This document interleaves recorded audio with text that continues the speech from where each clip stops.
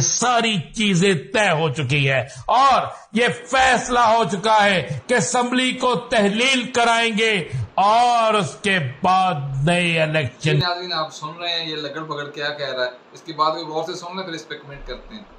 Assembly को तहलील, ज़हन में रखिएगा, ये बहुत बड़ी बात है। असेंबली को तहलील और उसके बाद नए इलेक्शन।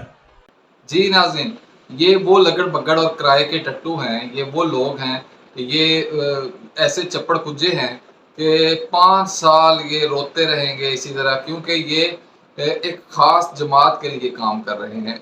ये ऐसे सहाफ़ी हैं, ये सहाफ़ी नहीं है, सहाफ़त के मुंह पे तमाचा है।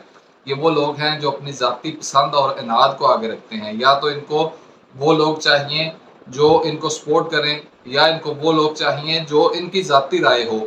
मुल्क के लिए कोई अच्छा है कोई बुरा है, इस पे ये कभी भी तबसरा नहीं करेंगे।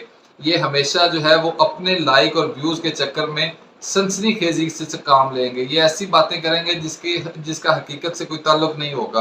तो आप सुने और देखें किस तरह इसके मुंह से झाग निकल रही है और किस तरह के ये लबो लहजा इस्तेमाल कर रहा है। तो नाज़रीन, ये कभी भी आप इस तरह की काली भेड़ों को सहाफ़ी मत माने। ये सहाफ़ी नहीं हैं, ये सिर्फ़ और सिर्फ़ सनसनीखेज़ी का काम करते हैं। ये सिर्फ़ और सिर्फ़ जो है ये अपने पॉकेट गर्म करने के चक्कर में होते हैं, ये लाइक और व्यूज़ के चक्कर में होते हैं।